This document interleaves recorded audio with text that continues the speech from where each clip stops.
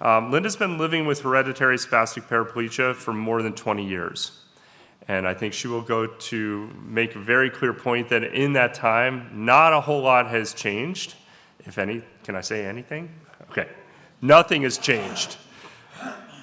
She's trying to advance research in order to make that kind of outcome very different.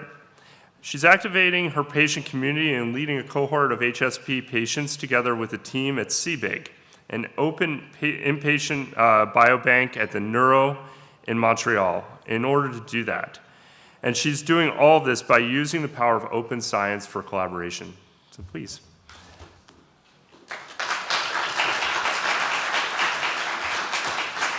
We have your mic up, right? Yeah. I'm just a little wobbly. All right.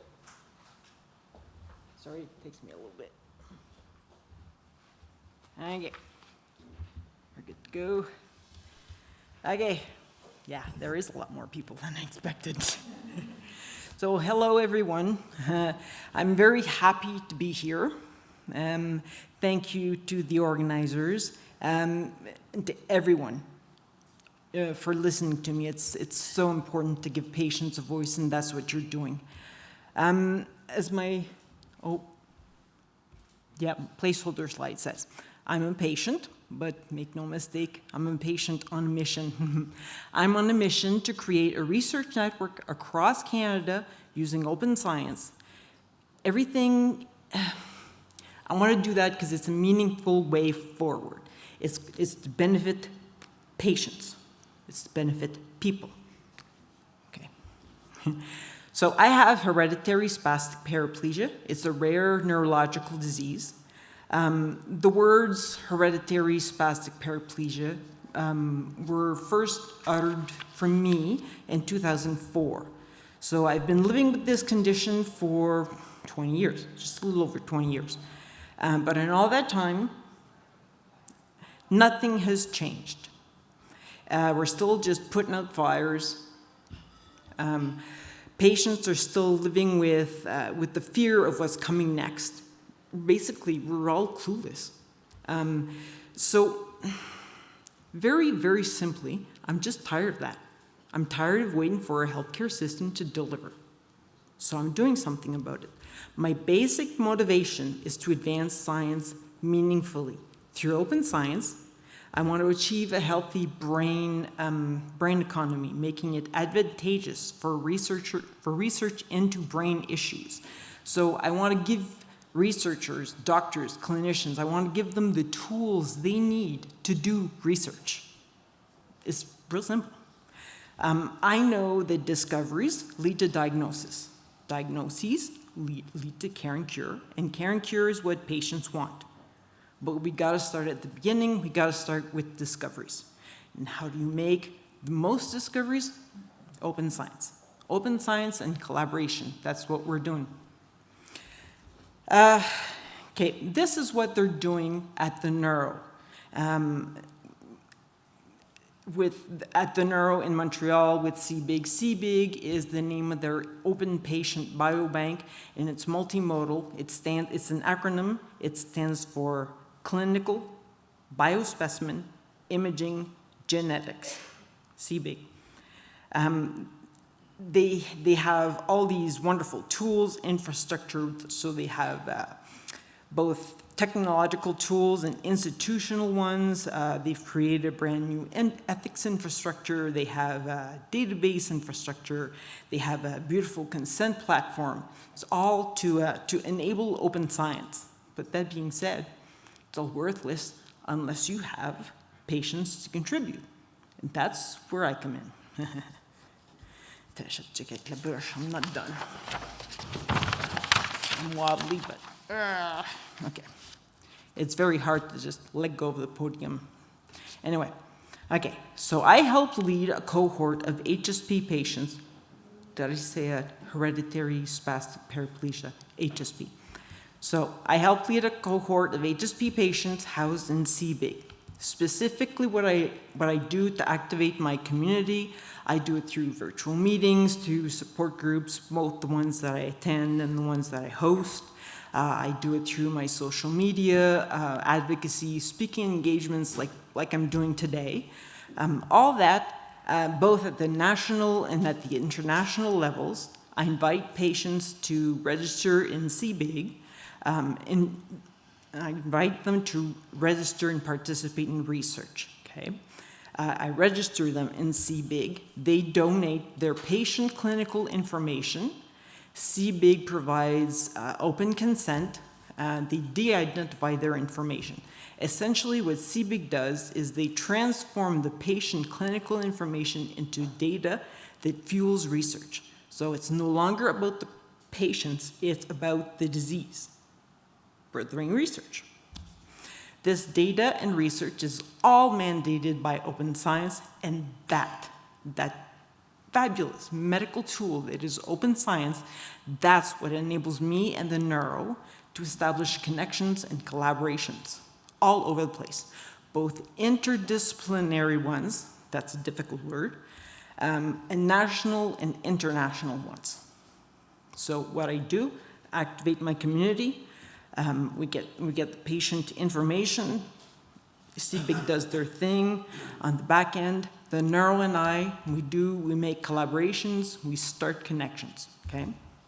I use the contacts in my patient network to connect stakeholders with the research information and the CBIG. I flex the CBIG muscle. All right, so I like examples. So I'll give you examples of the connections I make. I physically brought some international doctors to the neuro to see, with their own eyes, see what CBIG can do. I use my international support groups to introduce 500 patients, 500 international patients to what the doctors are doing, specific research that affects people. Just a couple of months ago, closer to my home, closer to Quebec, the RQMO and I. RQMO is French, it stands for Regroupement Québécois des Maladies Orphelines. It means the Quebec Coalition for Orphan Disease. We hosted a webinar exposing or highlighting CBIG and its capabilities, what they can do. So that's what I mean when I say I make connections, we start collaborations. I introduce actors trying to advance brain research to open science and collaborations. I'm introducing people to a way of doing things. Now, I'm going to express a little bit of frustration. I want you to understand, though, I love what I'm doing. I love bringing my energy to what I'm doing, empowering patients, furthering research, creating awareness for the disability. I love all that stuff. I don't want to stop that. In fact, I'm not done. But I get frustrated because I'm doing all of this with existing resources. Existing. It's not me that should be doing this. It's we that should be doing this. Okay. What I'm doing is I'm bringing massive return on investment for everything that we're doing. Okay? I'm making the resources that I'm using go much, much further than we expected, than we ever thought possible. Again, I'll give you examples, not very many because I'm on the clock. I'm taking the neuro's tools, I'm taking their tools and their infrastructure and then making them work. Okay? The community that I activated didn't just lead to the creation of an HSP cohort, although that's good on its own, it doesn't stop there. It allowed the neuro to create a new wave of patients to contribute. Okay?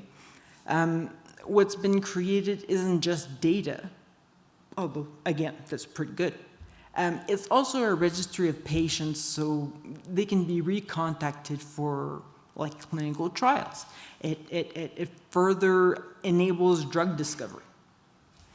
Example number 2. So this is back in 2023. The Honorable Jean-Yves Duclos invested $1.5 billion into the Canadian healthcare system. Now, my shtick is rare diseases, so he did that for rare diseases. But by using all of the resources that we have right now, with the sustained brain economy and open science, we can make that $1.5 billion investment go way further. Closer to home, a little bit more recently, in March 2025, Innovations Canada, they invested $200 million for sequencing across Canada. Now, this is all outlined in the Canadian Precision Health Initiative. I'm not reinventing the wheel here, I'm not making things up. The goal of that initiative is to sequence over 100,000 genomes across Canada, so from coast to coast to coast. With a robust brain economy based on open science, we can absolutely support that massive investment.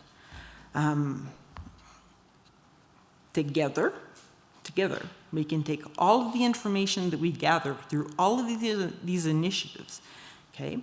We can go, bedside, bench, bedside, and beyond. We can take it beyond.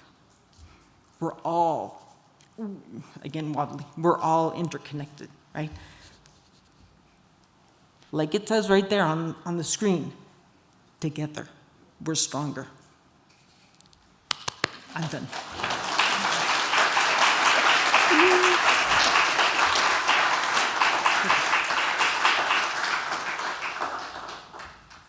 Believe it or not, this is the hard part.